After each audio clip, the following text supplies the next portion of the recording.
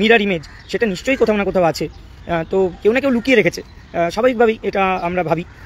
আর হয়তো নয়, এটাই ঘটেছে, কারণ দুর্নীতি যারা করেছিল বা সেই সময় যে ছিল সে নিশ্চয়ই মিরার ইমেজ সামনে আনবে না বলেই লুকিয়ে রেখেছে, কারণ সেটা আনলে তো দুর্নীতি একেবারে ফুল প্রুফ যাকে বলে, যে কীভাবে দুর্নীতিটা হয়েছে আর কজন অযোগ্য বা কত কী ধরা পড়ে যাবে। তো সেই জন্যই হয়তো ওই মিরার ইমেজটা লুকিয়ে রাখা হয়েছে, বা কী করেছে তারাই সেই জানে। তো এখন ব্যাপারটা হচ্ছে যে মিরার ইমেজ তো এসএসসির কাছে নেই এখন, সেটা তারা জানিয়েছে। আর তাদেরও বক্তব্য যে যদি সেটা এসএসসির কাছে থাকতো তাহলে সিবিআই তো পেত এখন, তাহলে যে তখন ছিল সে লুকিয়ে রেখেছে, কী করেছে জানি না। এটা হচ্ছে তার বক্তব্য। আমাদের তবুও একটা দাবি থাকছে যে মিরার ইমেজ যেটা আছে সেটা কোথায় আছে, কিভাবে আছে, সেটা যদি খুঁজে পাওয়া যায় সেটা অবিলম্বে প্রডিউস করা হোক।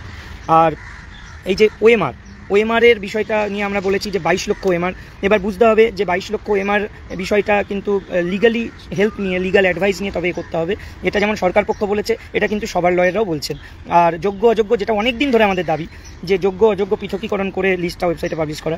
দেখুন, পাবলিশ করতে পারবে কি না পারবে সেটাও জানি না, কারণ সেটাও লিগালি অ্যাডভাইস নিয়ে হবে, আমরাও আমাদের লয়ারদের সঙ্গে আলোচনা করব। কিন্তু যোগ্য অযোগ্য আলাদা পৃথকীকরণ তো করা যাবে, লিস্টটা তো বানানো যাবে, সেই লিস্টটা সুপ্রিম কোর্টে তো দেওয়া যাবে। তো সেই জায়গাতেও আমরা এইগুলো আলোচনা করেছি। আমরা এটাও বলেছি যে এমএ ফাইলটা করা হয়েছে, আগামী 17 তারিখে শুনানি আছে।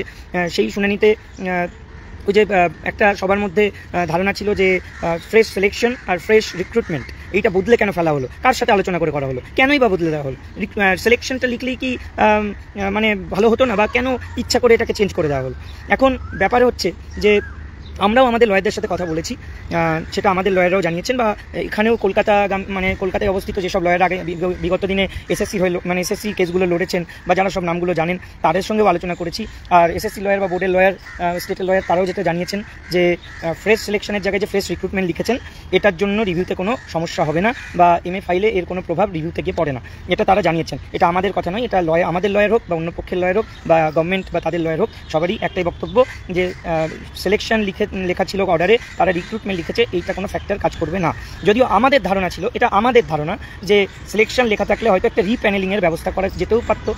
সেটা কি পরবর্তীতে করা যাবে? যাই হোক, বোর্ড রিক্রুটমেন্ট অথরিটি নয়, তাই রিক্রুটমেন্ট অথরিটি এসএসসি, তাই এ কি লিখলো না লিখলো তার উপর রিক্রুটমেন্টের কোনো ফ্যাক্টর কাজ করবে না, এটা সবার কথা। আমরা অবশ্যই আমরা এখনও চাই যে ওএমআরগুলো পাওয়া গেছে সেগুলো তো আমরা মানি, সেই এবার আমরা মানলে তো হবে না, লিগালি সেটাকে অ্যাকসেপ্ট করতে হবে। আর লিগাল ওয়েতে সেই ওএমআরগুলোকে ভ্যালিডেটেড করা হচ্ছে কিনা বা অ্যাকসেপ্ট করা হচ্ছে কিনা সেটা আমাদের কাছে এখনও ক্লিয়ার নয়। যদি সেটাকে অ্যাকসেপ্ট করে তাহলে অবশ্যই আমরা এটা দাবি তো রাখবই যে রিপ্যানেলিং যেন করা হয় ওই নাম্বারের ভিত্তিতে। সেটাকে দেখুন, একটা বিষয় আপনাদেরও জানা দরকার, সেগ্রিগেশন করা যায়নি এমন কোনো অভিযোগে কিন্তু প্যানেল ক্যান্সেল হয়নি। সেগ্রিগেশন করা যায়নি এমন কোনো কারণে কিন্তু প্যানেল ক্যান্সেল হয়নি। প্যানেল ক্যান্সেলটা হয়েছে পুরোপুরি প্রসেস ভায়োলেশনের জন্য, যেটাকে বলা হয়েছে আর্টিকেল 14 আর আর্টিকেল 16 ভায়োলেশনের জন্য।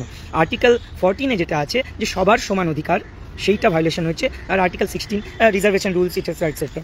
তো সমস্ত কিছুকে মাথায় রেখেই আমাদের লয়ারদের সঙ্গে এবং প্রত্যেকের সঙ্গে আলোচনা করে যে কিভাবে এই সমস্ত জিনিসগুলো আছে সেগুলো মাথায় রেখেই আমরা পরবর্তী আইনি পদক্ষেপগুলো নেব, তার জন্য আমাদের লয়ারদের সঙ্গে আলোচনা করতে হবে। আর আমরাও চাই যে নতুন পরীক্ষা দেওয়ার তো গল্পর মধ্যে আসতেই চাই না।